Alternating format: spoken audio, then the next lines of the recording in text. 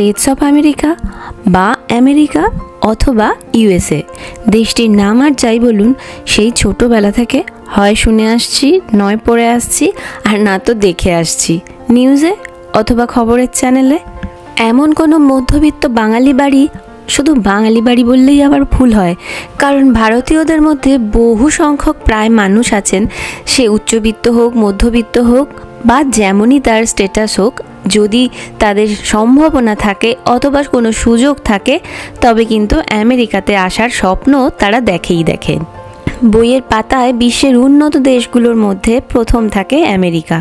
ছোটবেলায় বাবা মায়ের মুখ থেকে শুনতাম, জানিস ও খুব ভালো পড়াশোনায়, হায়ার স্টাডিজ করতে গেছে আমেরিকাতে। স্কুল লাইফে কোনো শিক্ষক হয়তো আমেরিকা থেকে ফেরত গেছেন হায়ার স্টাডিজ করে, তখন আমরা নিজেদের মধ্যে বলাবলি করতাম, জানিস উনি না ইউএস থেকে এসেছেন। আর আশেপাশে বাড়ির বা পাড়ার কারোর একটা জামাই যদি আমেরিকায় ফেরত বা আমেরিকায় কর্মরত হয়ে যায়, ব্যাস তাহলে তো আর কথাই নেই। প্রতি অনুষ্ঠান বাড়িতে দেখা হলেই শোনা যায় সে কথা। যাই হোক, এ তো খুব সংক্ষিপ্ত একটা বর্ণনা দিতে পারলাম, বাকি থেকে যায় বহু জিনিস। আমেরিকা তো সত্যি একদিনে গড়ে ওঠেনি, অথবা একটা কোনো নির্দিষ্ট কারণের জন্যই যে আমেরিকা হয়েছে সে তো নয়, বহু কারণ আছে তার জন্য। তো সে সব বলতে গেলে অনেক বড় ব্লগ হয়ে যাবে। তো সেই ছোটোবেলা থেকে শুনতে থাকা বৈচিত্র্যময় আমেরিকায় যখন পাকে চক্রে মধ্যবিত্ত বাঙালি এসে পড়ে, তখন তো তাকে আবার নতুন করে আর একটা নতুন দেশকে বুঝতে হয়, জানতে হয় এবং দেশটার সঙ্গে মানিয়ে নেওয়ার মতো ক্ষমতাও তৈরি করতে হয়। আরও থেকে যায় কিছু দেশটার প্রতি দায়বদ্ধতাও। হ্যালো এভরিওয়ান, আমি Poushali, welcome all of you to a new blog. আশা করি সবাই অনেক ভালো আছেন এবং সুস্থ আছেন। দিনের শুরুগুলো অথবা ব্লগের শুরুগুলো আজকাল একটু অন্যরকম করতে মন্দ লাগে না। যত বয়স বাড়ছে ততই যেন মনে হচ্ছে যেগুলো আগে করতাম যেমনভাবে, সেগুলোর থেকে যদি একটু কিছু আলাদা রকম করা যায়। দিনটা ছিল আজকে শনিবার, আর সকাল সকাল রান্না শুরু করেছিলাম। কিছু রান্না এগিয়ে রাখবো, কারণ এক বন্ধু, সে অনেক দিন আগে একসঙ্গে থাকতাম, তো তারাই কালকে নিমন্ত্রিত, সেই জন্য আজকে এই সমস্ত কিছু রান্না করে রাখছি, আর বাকিটা কালকে সকালে করব। Good morning. কালকে রান্না করতে করতে ব্লগটা শেষ করে দিয়েছিলাম, তো তারপরে আর কন্টিনিউ করিনি। মোটামুটি অনেকটা রান্না হয়ে গেছে। আজকে এখন সকাল সকাল উঠেছি, ঘড়িতে বাজে প্রায় 8টা বাজতে যায়, কিন্তু উঠেছি আরও অনেকক্ষণ আগে। 6:30 অ্যালার্ম দিয়েছিলাম, কারণ এখন আজকে না একটা নতুন জিনিস ট্রাই করব। আমাকে সুইপ তো সবসময় বলে যে একদম দিনের দিন কখনো নতুন জিনিস ট্রাই করো না, যদি গন্ডগোল হয় তখন কিন্তু মুশকিলে পড়ে যাবে। কিন্তু মানে এটা মনে হচ্ছে পেরে যাব। ওই আজকাল উঠেছে না চিকেন আলাকিভ, তো আমি বেশ কিছু দিন ধরে দেখেছি জিনিসটা, মানে ওই স্পেশালি এটা ওই ক্রিসমাসের টাইমে খুব দেখছিলাম সব জায়গায়। তো আমি ভাবছিলাম যে কি করে বানায়, কিভাবে বানায়। তো দেখলাম, দেখে এবার আমি ট্রাই করব। চিকেনটাকে যদিও ম্যারিনেট করে রেখে দিয়েছিলাম রাত্রিতে, এখন জাস্ট এই চিকেনটা এখানে বার করেছি। এটা চিকেন ব্রেস্ট, এটাকে একদম আমি এমনিতে তো ব্রেস্টটাকে নিয়ে আর আলাকিভ যেটা নর্মাল করে আর কি, সেই প্রসেসটা হচ্ছে গিয়ে গোটা ব্রেস্টটার মধ্যে আর ওই যেটা হার্ড বাটার করে আর কি, ওই হার্বস দিয়ে আর গার্লিক দিয়ে, তো সেইটাকে তার মধ্যে পুড়ে দেয়, মানে ব্রেস্টটার মধ্যে, গোটা ব্রেস্টটাকে একটুখানি ফালা করে নেয়, নিয়ে আর ঢুকিয়ে দিয়ে আর রোল করে মুড়ে তারপরে ব্রেড ক্রাম্পস দিয়ে আর ময়দা দিয়ে এগ ওয়াশ দিয়ে কোটিং করে। তো আমি সম্পূর্ণটাই করব, শুধু আমি চিকেনটাকে একেবারে ওই কিমা টাইপ করে নেব, কারণ আমি অত বড় আলাকিভ করব না, ছোট ছোট আলাকিভ করব।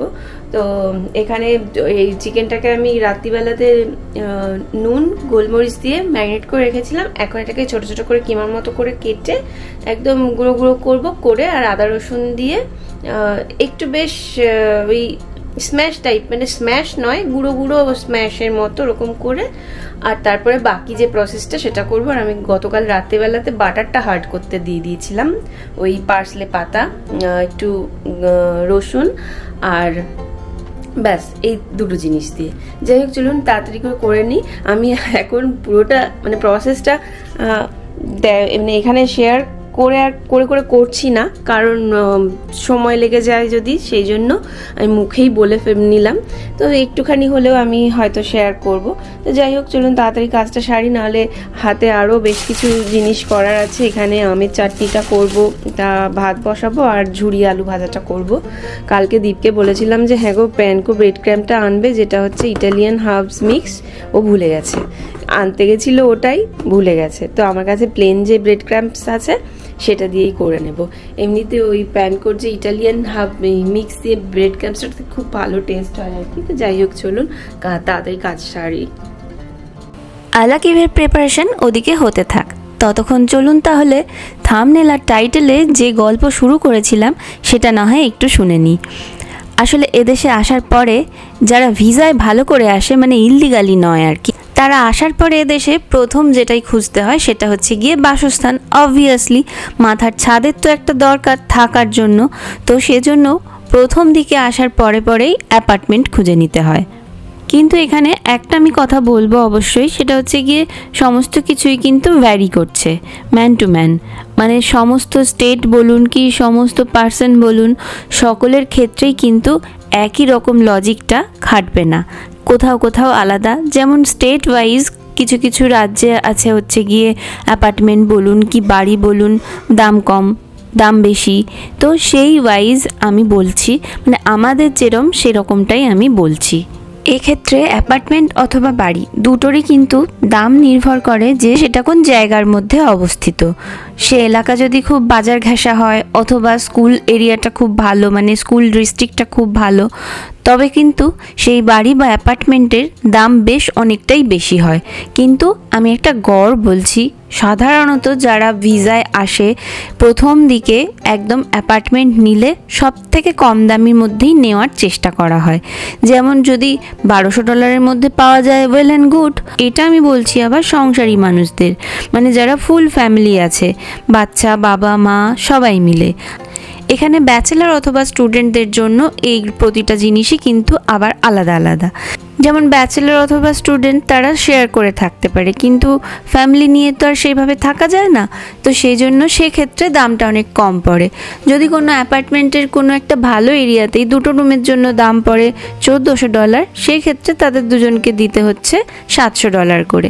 সেখানে যদি একটা ফ্যামিলি থাকে তাকে পুরোটাই দাম দিতে হয় $1400।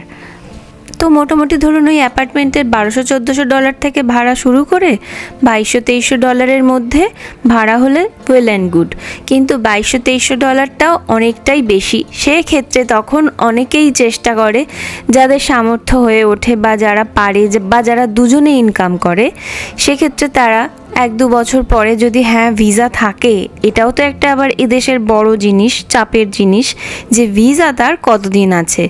জিসি যারা পেয়ে যান তাদের আলাদা ব্যাপার, যে তারা এখানে স্থায়ী মোটামুটি। তো যদি সেটা না হয় তাহলে কত দিনের জন্য আবার বাড়ি কিনবে, সেই বাড়িটা কিনলে পর্তা পড়বে নাকি, এই সমস্ত কিছু অনেক কিছু ভাবতে হয়। তো যাই হোক, অ্যাপার্টমেন্ট পিছু খরচা যেটা হয় সেটা আমি অ্যাভারেজ একটা বললাম। আর প্রতি বছর রিনিউয়ালের সময় সময় কিন্তু অ্যাপার্টমেন্টের দামও ইনক্রিজ করতে পারে। আর এই যে যেটা দেখতে পাচ্ছেন, এটা আমাদের আগে যখন টেক্সাসে যেই অ্যাপার্টমেন্টে থাকতাম এটা ছিল সেটাই। তবে বহুদিন আবার অ্যাপার্টমেন্টে থাকতে থাকতে অ্যাপার্টমেন্টগুলোর দাম অনেক বেড়ে যায়। যেমন বললাম যে ইনক্রিজ করে যে সেটা ধরুন $1400 কোনো অ্যাপার্টমেন্ট ভাড়া নিয়েছি, সেটা 3 বছর পরে কিন্তু $1700-1800 হয়ে যেতে পারে। এবার কেউ যদি $1700-1800 কোনো অ্যাপার্টমেন্ট ভাড়া নেন, সেক্ষেত্রে সেটা 3 বছরে আরও অনেকটাই বেড়ে যেতে পারে। এই জন্য অনেকেই চেষ্টা করেন যে কিছুদিন পর যদি একটা নিজের বাড়ি, একটা আপন বাড়ি করে নিতে পারে। তাছাড়াও প্রতি মাসে মাসে অতগুলো করে টাকা অ্যাপার্টমেন্টকে গুনে গুনে দেওয়ার থেকে সামর্থ্য থাকলে নিজের একটা বাড়ি কিনে নেওয়া বেটার, কারণ তাহলে টাকাটা চলে যায় না, সেক্ষেত্রে টাকাটা থেকেই যায় নিজের কাছে। মানে হয়তো বাড়ির পেছনে ইনভেস্ট করছি, কিন্তু বাড়িটা তো নিজের কিনছি, সেটা যদি কখনো কেউ মনে করে যে সেল করে দেবে, সেই পুরো টাকা অ্যামাউন্টটা সে নিজেই পাবে। তো সেক্ষেত্রে বাড়ি কিনে নেওয়াটা অনেক ক্ষেত্রে বেটার। তো সেই জন্য তখন তারা সন্ধান করে যে বাড়ির। তবে এদেশে কিন্তু বাড়ি কেনাটাও খুব একটা মুখের কথা নয়। বাড়ি কিনলেও তার প্রতি মাসে মাসে বেশ একটা বড় রকমের অঙ্কের ইএমআই দিতে হয়। এই যে যেমন দেখুন একটা বাড়িতে ঢুকেছি, এটা একটা মডেল হাউস। এদেশের বাড়িগুলোর তো এরকমই ব্যাপার থাকে, মানে যেই কমিউনিটি বা যেই সোসাইটিতে আপনি বাড়ি কিনবেন বলে পছন্দ করছেন বা মনে মনে ভাবছেন, তো সেই রকম সোসাইটিগুলোতে বা কমিউনিটিগুলোতে গিয়ে এক একটা করে মডেল হাউস থাকে। যেই রকম মডেলের বাড়ি যে নিতে চাইছে সেই মডেলগুলোতে ঢুকে এরমভাবে দেখানো যায়। সে যাই হোক, বাড়ি কেনারও কিন্তু আবার অনেক খরচা আছে। এখন আমেরিকায় সুদের হার যা যাচ্ছে, সেই সুদের হার অনুযায়ী মানে ইন্টারেস্টটাও কিন্তু সেই মতো দিতে হয়। যদি কেউ বাড়ি কেনে একটা, এই বাড়িটার যেমন দাম হচ্ছে গিয়ে প্রায় 5 কোটি টাকার মতো, মানে এখানকার ডলারে হচ্ছে প্রায় 500K অথবা তার থেকে সামান্য কিছু পরিমাণ কম। তো সেক্ষেত্রে এই বাড়িটার জন্য মোটামুটি ধরুন ওই মাসে ইন্টারেস্ট নিয়ে প্রায় ওই $3500 কি তার বেশিও পড়ে যেতে পারে। তো সেক্ষেত্রে অনেকটাই খরচা পড়ে। এই জন্যই বাড়ি কিনলেও ভেবে চিন্তেই মানুষজন কেনে। এরপরেও থেকে যায় কিছু হোম ওনার্স অ্যাসোসিয়েশনের খরচ, তারপরে গিয়ে মেনটেনেন্সের খরচ। বাড়ির যদি কোনো রকম গণ্ডগোল হয়, সেক্ষেত্রে অ্যাপার্টমেন্টে থাকলে মেনটেনেন্সকে বলে দিলে বিনা পয়সায় করে দিয়ে যায়, কিন্তু বাড়ির খরচা তখন তো সে বাড়ি নিজের, তো তাই জন্য সে খরচাও বর্তায় নিজের ওপরে। তো এই গেল গিয়ে বাড়ি বা অ্যাপার্টমেন্ট অথবা থাকা বা মাথার ছাদের খরচ। এবং বাড়িগুলোর দামের ওপরে মাসিক ইনস্টলমেন্টটাও নির্ভর করে। ঠিক যত দামি বাড়ি তত বেশি ইনস্টলমেন্ট, আর কম দামি হলে ইনস্টলমেন্টটা কম দিতে হয়। সেকেন্ড হচ্ছে গিয়ে গাড়ি, অথবা বলা যায় গ্রসারি, অথবা বলা যায় খাওয়া দাওয়া কি গ্রসারি। তো প্রথমে গাড়িটাই আসি। গাড়ির ক্ষেত্রেও তাই, যে যত দামি পরিমাণ গাড়ি কিনবে তার ক্ষেত্রেও সেই ইনস্টলমেন্টটা মাসিক ততটাই দিতে হয়, আর কম দামি গাড়ি কিনলে তো কম ইনস্টলমেন্ট দিতে হয়। এছাড়াও থাকে গাড়ির ইন্স্যুরেন্সের একটা খরচ, সেটা হচ্ছে গিয়ে বিভিন্ন কোম্পানির মধ্যে ভ্যারি করে। কেউ একটা এ কোম্পানি নিল, কেউ বি কোম্পানি নিল, ওই 20-25 এরকম ডলারের মধ্যে ভ্যারি করে। আর তাছাড়া এখানে সমস্ত গাড়ি পায়, কেউ যদি চায় সেকেন্ড হ্যান্ড গাড়িও কিনতে পারে। সো সেকেন্ড হ্যান্ড গাড়িগুলোর দাম কম পড়ে।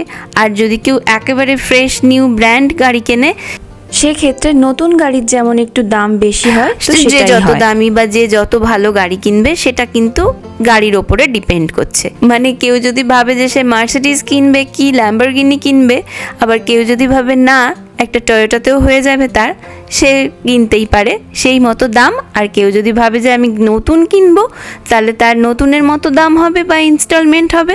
মানে ওই on an average second hand car অথবা ব্র্যান্ড নিউ কার দু ক্ষেত্রেই প্রায় ওই $300 থেকে শুরু করে প্রায় $700-800 মতো। এটা কিন্তু আমি অন অ্যান অ্যাভারেজ বলছি, এর চেয়ে বেশিও হতে পারে। যেটা বললাম যে গাড়ির ওপরে ডিপেন্ড করছে, তবে অ্যাভারেজ এটাই ওই $300 থেকে $800 মধ্যে এই ইনস্টলমেন্টটা ডিপেন্ড করে। আর গাড়ির যে ইন্স্যুরেন্স নেওয়া হয় সেটার নানা রকম কভারেজ নেওয়া যায়। এখন কেউ যদি মনে করে যে সে ভীষণ ভালো গাড়ি কিনেছে, সে গাড়িতে যদি একটা আঁচড়ও লাগে তার জন্যও তার ইন্স্যুরেন্সের কভারেজটা সেই রকম নিতে পারে সে। আর তাছাড়া যদি কোনো নিউ ড্রাইভার হয়, মানে হয়তো আমেরিকাতে তার কোনো ড্রাইভিং হিস্ট্রি নেই, সেক্ষেত্রে আবার ইন্স্যুরেন্সটা একটু কিন্তু বেশিই পড়ে। তো এই গেল গিয়ে গাড়ি, বাড়ি। এবার হচ্ছে গিয়ে খাওয়া দাওয়া বা গ্রসারি। তো মাসিক বা বাৎসরিক গ্রসারিটাও নির্ভর করে যে সেই সংসারে কতজন মানুষ আছে। একা মানুষ থাকলে তো অবভিয়াসলি কম খরচা হবে, আর যদি 3-4 জন থাকে তাহলে খরচাটা একটু বেশিই হয়। আমরা যখন 2 জন ছিলাম তখন যেমন আমাদের সংসারে খরচা ছিল ওই প্রায় 600 কি 700-র মধ্যে গ্রসারি খরচা হয়ে যেত। যদিও কিন্তু এটাও আর একটা কথা যে তখন আমেরিকায় এত ইনফ্লেশনও ছিল না, আর দ্রব্যমূল্য অনেক কম ছিল। তখন এক একটা ডিমের কেট, যেগুলোতে প্রায় 12টা করে ডিম থাকে, আমরা কিনতাম হচ্ছে গিয়ে এই $1.5 থেকে $2 মধ্যে কি $2.5 মধ্যে। আর এখন সে ডিমের দাম বেড়ে দাঁড়িয়েছে 3 গুণ প্রায়। মানে এক একটা ডিম কিনছি না এক একটা হিরে কিনছি সে বোঝা দেয়। আসলে হিরের সঙ্গে কম্পেয়ারটা এই জন্যই করছি, কারণ কি হিরে তো আর রোজ একটা করে কি 2-4টে করে খেতে পারা যায় না, কিন্তু ডিম তো 4টে করেই খেতে লাগে। তো সেই ডিমেরই যদি দাম, এক একটা ডিমের দাম মানে যদি 12টা ডিমের দাম $6 হয়, সেখানে ভাবুন তো তাহলে $6 মানে হচ্ছে গিয়ে এখনকার সময়ে প্রায় ওই ইন্ডিয়ান টাকায় তা ওই একটা ডিমের দাম হচ্ছে 40 থেকে 45 টাকার মতো। মানে কারো সংসারে যদি দিনে 8টা ডিম লাগে তাহলে তার কত টাকা খরচা হয় বলুন। এই জন্যই বললাম যে হীরের দামে বোধহয় ডিম বিক্রি হচ্ছে। এছাড়াও সমস্ত কিছুর দাম বেড়েছে, যে কোনো সবজি, আলু থেকে শুরু করে ব্রকলি অবধি, পনির থেকে শুরু করে দুধ, জল, কোনো মশলা, চাল, আটা, সমস্ত কিছু। মানে যেসব মশলার প্যাকেটগুলো এখানে কিনতে পাওয়া যায় সেই সমস্ত মশলাগুলোই আগে কিনেছি হয়তো $2-2.5 করে, এখন সেগুলো সবই কি $1.5 কি $2 করে দাম বেড়ে গেছে। তো সেই তুলনায় হয়তো আয়ের চেয়ে ব্যয়ই বেশি হচ্ছে। তো এই জন্যই এখন সংসার খরচাটা কিন্তু অনেকটাই বেশি। আর তাছাড়া মানুষের খাওয়া দাওয়া তো আর সেরকম পক্ষে কম হয়ে যায়নি। আগে যেটা খেতাম সেটা তো এখনও খাই, সে 2 জনের সংসারেই হোক কি 4 জনের সংসারেই হোক। আর তার সঙ্গে থাকে স্কুলের জন্য টিফিন, স্ন্যাক্স ইত্যাদি জিনিসপত্র। আর এই সমস্ত কিছু মিলে ওই তাও প্রায় ধরুন $1500 মতো মাসে খরচা হয় আমাদের 3 জনের সংসারে। আমি কিন্তু বারবারই বলছি এটা কিন্তু পুরোপুরি পারস্পরিক। আমাদের এটা হয় বলেই যে অন্য 3 জনের সংসারেও এরকম হবে সেটা নয়। আবার এই স্টেটে আমাদের এই খরচাটা হচ্ছে বলে অন্য স্টেটেও যে কোনো 3 জনের সংসারে সেটা হবে সেটাও কিন্তু নয়। কোনো স্টেট খুব এক্সপেন্সিভ আমেরিকায়, আবার কোনো স্টেট ঠিক ততটাও এক্সপেন্সিভ নয়। সেই রকম অনুযায়ী কিন্তু একটা রাজ্যে এদেশের এক রকম স্যালারি আর এক রকম পে স্লিপ থাকে। সো এরকমভাবে কিন্তু খরচাটাও ডিপেন্ড করে। এবার আসি ডাক্তারের খরচায়। শরীর যখন আছে তখন তো জ্বর, জ্বালা, অসুখ, ব্যাধি এই সমস্ত কিছু লেগেই থাকে, আর তার জন্য ডাক্তারের কাছেও যেতে হয়। আর এদেশে কিন্তু ইন্স্যুরেন্সটা মাস্ট। ইন্স্যুরেন্স ছাড়া কোনোভাবেই কোনো ডাক্তারের কাছেই যাওয়া যায় না। এমনকি অ্যাপয়েন্টমেন্ট নিতে গেলে প্রথমেই ইন্স্যুরেন্সটার কথা জিজ্ঞেস করে নেন তারা, তাছাড়া অ্যাপয়েন্টমেন্ট কিন্তু নেওয়াও যায় না। তো সেক্ষেত্রে কিনে নিতে হয় ইন্স্যুরেন্স। তো সেক্ষেত্রে ইন্স্যুরেন্সের ব্যাপারটাও হচ্ছে গিয়ে অনেক দামি ইন্স্যুরেন্সও কেনা যায়, আবার মোটামুটি রেঞ্জের মধ্যেও ইন্স্যুরেন্স কেনা যায় যেগুলো কভারেজ কম। মানে নিজের পকেট থেকে কিছু অসুবিধা হলে, রোগ জ্বালা, তখন টাকা নিজের পকেট থেকে বেশি দিতে হয়। আর বেশি দামি ইন্স্যুরেন্স নিলে সেক্ষেত্রে ইন্স্যুরেন্স কোম্পানি বেশি টাকাটা খরচা করে থাকে। মানে আমাদের যেমন ইন্স্যুরেন্স যেটা নেওয়া আছে সেটা 80-20 পলিসি, অর্থাৎ কিছু যদি হয় ডাক্তারের কাছে গেলে $100 যদি খরচা হয় সেক্ষেত্রে ইন্স্যুরেন্স কোম্পানি দেবে $80 আর বাকি $20 নিজের পকেট থেকে দিতে হবে। এছাড়াও ওষুধের ওপরেও আরেকটা ব্যাপার, যে ওষুধ যেটা লিখে দিচ্ছেন সেক্ষেত্রে সেটা যদি ওভার দ্য কাউন্টার কিনতে হয় তখন গিয়ে নিজের টাকাতে কিনতে হয় পুরোপুরি। আর যদি ডক্টর প্রেসক্রাইবড করে দেন তখন সেক্ষেত্রে সেই ওষুধটা সেটা ওই 80-20 রেশিওর মধ্যে পড়ে। আমাদের যেমন ইন্স্যুরেন্সের জন্য প্রতি মাসে খরচা পড়ে $800, সেটা যদিও ওর অফিসের পলিসি অনুযায়ী $800 খরচা পড়ে। এছাড়া যদি শুধু ডাক্তারের খরচা ধরা হয় সেটা হচ্ছে গিয়ে কার কী অসুখ রোগ হচ্ছে সেই বিশেষে খরচাটাও নির্ধারিত হয়। তো যাই হোক, আমি ওই $800 ইন্স্যুরেন্সটা সেটাই ধরে বললাম। এরপর অন্যান্য কোম্পানিতে যারা চাকরি করেন সেক্ষেত্রে তাদের ইন্স্যুরেন্স অন্যরকম হতে পারে। চলুন এবার বরং আমেরিকায় মধ্যবিত্ত বাঙালির খরচ খরচা থেকে ফিরে আসা যাক আজকের প্রেজেন্ট ডেতে। তো চিকেন আলাকিব বানাচ্ছিলাম, তো আমি তো বলেই দিলাম যে চিকেনটাকে একদম যে ব্রেস্ট পিসগুলো নিয়ে এসেছে সেগুলো গতকাল রাতে ম্যারিনেট করে রেখেছিলাম। এখন শুধু এর মধ্যে আদা রসুনের পেস্ট আর কি, নুন, আর তার সঙ্গে অল্প পরিমাণ ধনে পাতা দিয়ে ভালো করে ওই মিন্স করা চিকেনটাকে মাখিয়ে নিলাম। আর একটুক্ষণ রেস্টিংয়েও রাখলাম যাতে করে আরেকটুখানি আদা রসুনটাও ওর মধ্যে মিশে যায়। এবার এখানে আমি নিয়ে নিয়েছি একটা বাটিতে 2টো মতো ডিম, সেগুলোকে গুলিয়ে নিয়েছি, তাতেও একটুখানি অল্প পরিমাণ নুন দিয়েছি। আর একটা প্লেটে নিয়েছি একটু সামান্য ময়দা, আর একটা থালায় নিয়েছি ব্রেড ক্রাম্বসটা, আর সঙ্গে নিয়েছি ওই যেই বাটারটা হার্ড করতে দিয়েছিলাম রাত্রে সেই বাটারটা। এইবার একটা করে একটু করে চিকেন নিয়ে ওই গোল গোল করছি, আর তার মধ্যে হার্ড বাটারটাকে দিয়ে প্রথমে ময়দায় কোটিং করে নিচ্ছি, তারপরে এগ ওয়াশে অ্যান্ড দেন ব্রেড ক্রাম্বসে একটু করে কোটিং করে নিয়ে আবার এগ ওয়াশে ডুবিয়ে ব্রেড ক্রাম্বসে সেকেন্ড টাইম কোটিং করে নিলাম। আমি 2বার কোটিং করেছি, যেহেতু আমি ফার্স্ট টাইম করছি আমার এটার কোনো আইডিয়া নেই, যদি খুলে বেরিয়ে যায় তখন আবার বাটারটা সমস্তটাই গলে যাবে, তো সেই জন্য 2বার করে কোটিং করলাম। ব্যাস এই যে এতগুলো মতো হয়েছে, প্রায় 12টা মতো হয়েছে আর কি। তো এরকম কোটিং করা অবস্থায় ফ্রিজে না ভেজে আর কি বেশ কিছুদিন রাখা যায়। ইনফ্যাক্ট আমি রেখেছিলাম, এই ব্লগটা তো যদিও অনেক দিন আগে শ্যুট করা, তো তারপর থেকে অনেক দিনই ওই রকম শুধু ব্রেড ক্রাম্বসে কোট করেই রেখে দিয়েছিলাম, আর যেগুলো ভাজার সেগুলো ভেজে নিয়েছিলাম। এই যে দেখুন ভাজছি, একটুও ছেড়ে যাচ্ছে না। আর এইদিকে চাটনিটা বসিয়েছি, আমের চাটনি, আর তার সঙ্গে ওইদিকে ঝুরি আলু ভাজাটা দীপ ভেজে নিয়েছে। আর এইগুলো ভাজা হয়ে গেলেই ব্যাস তারপরে গিয়ে আবার ভালো করে রেডি হয়ে নেব। এখন আমি মোটামুটি রেডি হয়ে নিয়েছি, আর এদিকে একটা ডিপ সস তৈরি করে রাখছি ওই চিকেন আলা কিফগুলো খাবার জন্য। এখানে আমি নিয়েছি বাটির মধ্যে অল্প পরিমাণ দই আর অল্প পরিমাণ মেয়োনিজ। মেয়োনিজটা কম নিয়েছি, দইটা যদি 3 চামচ নিই মেয়োনিজটা 1 চামচ নিয়েছি। আর 1 কোয়া মতো রসুন নিয়েছি কুচি কুচি করে কেটে, আর তার সঙ্গে ধনেপাতাটাও কুচো কুচো করে কেটে, আর এবার ভালো করে মিশিয়ে নিচ্ছি। আর এখানে স্যালাডটা তো আমার কাটাই হয়ে গেছে, আর বাকি সব তৈরি হয়ে গেছে। এবার ওরা এসে পড়বার আগে চলুন সরকার থেকে এখানে কি কি সুবিধা পাওয়া যায় সেটা বরং আপনাদের সঙ্গে শেয়ার করে নিই, এবং বাচ্চাদের স্কুলগুলোর ব্যবস্থাপনাগুলো কেমন সেগুলোও একটু শেয়ার করি। তো এখানে হচ্ছে গিয়ে যেটা সরকার থেকে সুবিধে পাওয়া যায় সেটা হলো একমাত্র সুবিধা এটাই আমরা পাই যে স্কুলে অ্যাডমিশন এবং স্কুলের পড়াশোনা এমনকি বাস পর্যন্ত সমস্ত কিছুই ফ্রি, কোনো কিছুর জন্য কোনো রকম ফিস দিতে হয় না। যে কারণে আমাদের দেশে মধ্যবিত্ত বাঙালি বলুন কি অনেক মানুষেরই ঘাম ছুটে যায় বা একটু বিরক্তও হন, বা কখনো কখনো প্রাইভেট স্কুলগুলোতে পড়াতে গিয়ে প্রত্যেক বছরই ফিস বেড়ে যাওয়া নিয়ে অনেক সময় অনেক রকম গার্জেনদের স্ট্রাইক দেখা যায়, বা গার্জেনরা এসে ভিড় করেছেন, প্রিন্সিপালের সঙ্গে কথা বলতে চাইছেন, এই রকম দেখা যায় যে ফিস বেড়ে যাওয়ার কারণে। কিন্তু এদেশে আবার ক্লাস 12 অবধি পুরোপুরি নিখরচায় পড়াশোনা। স্কুলের খরচ নেই, কিন্তু স্কুল রিলেটেড বা বাচ্চার পড়াশোনা রিলেটেড অথবা বাচ্চাকে মানুষ করা রিলেটেড বেশ কিছু রকমের খরচ খরচা, অনেক কিছু এক্সট্রা কারিকুলার অ্যাক্টিভিটিস হয় অথবা টিউশন হয়, তো সেইগুলোর ক্ষেত্রে কিন্তু এদেশেও পাওয়া যায়। যেমন যদি কেউ আলাদা করে নাচ গান আঁকা ক্যারাটে বা কোনো ইনস্ট্রুমেন্ট বাজানোর কোনো টিউশন ইত্যাদি ইত্যাদি নানা রকমের কিছু বাচ্চাদেরকে দেন, তো সেক্ষেত্রেও তার পেছনেও থাকে বেশ কিছুটা খরচ।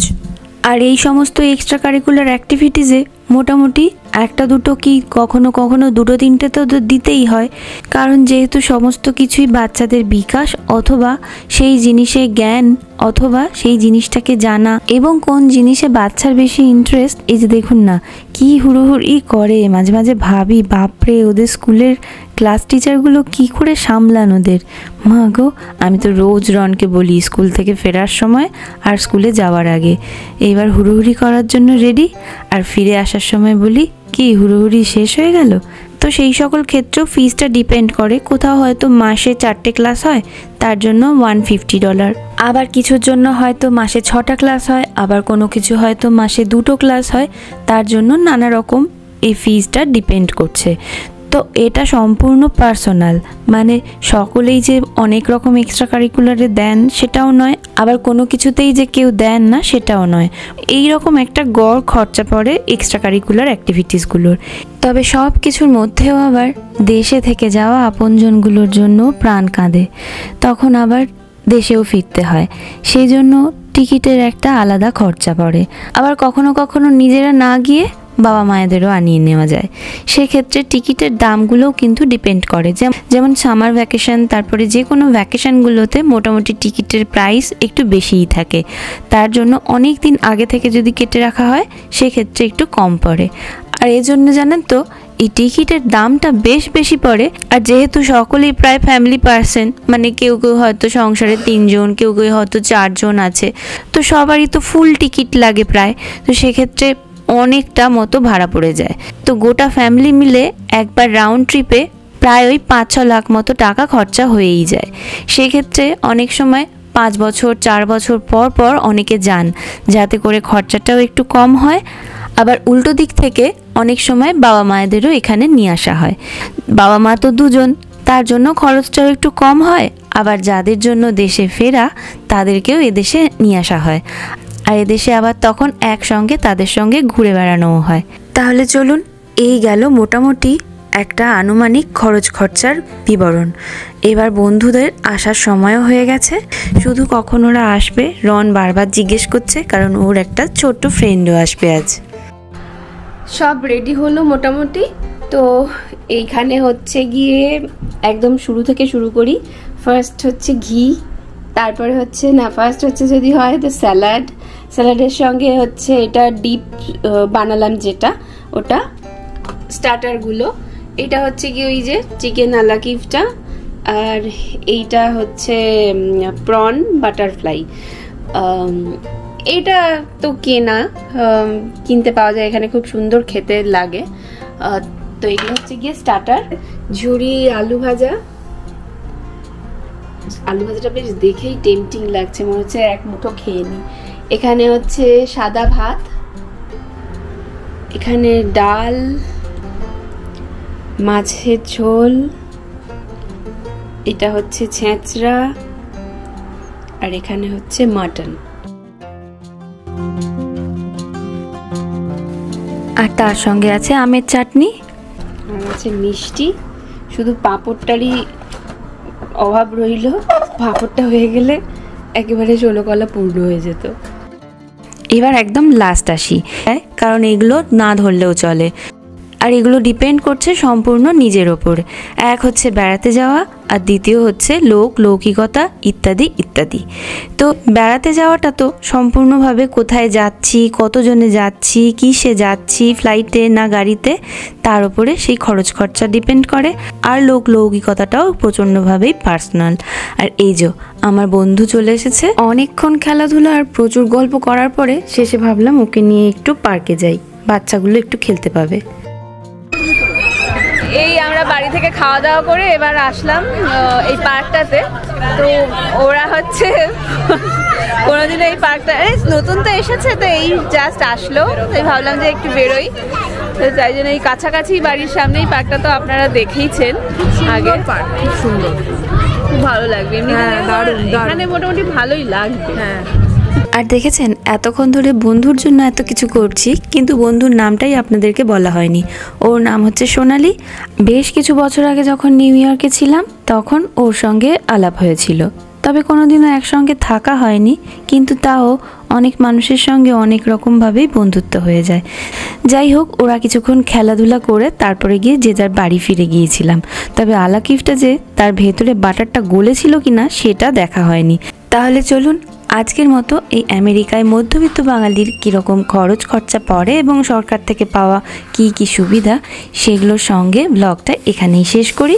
আবার দেখা হবে নতুন কোনো ব্লগে। ততক্ষণ সকলে খুব ভালো থাকবেন, সুস্থ থাকবেন। আর কারোর যদি মনে পড়ে অন্য কোনো পয়েন্ট অ্যাড করা যাবে, অবশ্যই কমেন্ট বক্সে কমেন্ট করে জানাতে পারেন। আর ভিডিওটা ভালো লাগলে প্লিজ একটু লাইক, শেয়ার, চ্যানেলটা সাবস্ক্রাইব করার রিকোয়েস্ট রইল, আর পেজটা ফলো করার রিকোয়েস্ট রইল। অনেক ধন্যবাদ ব্লগটা দেখার জন্য।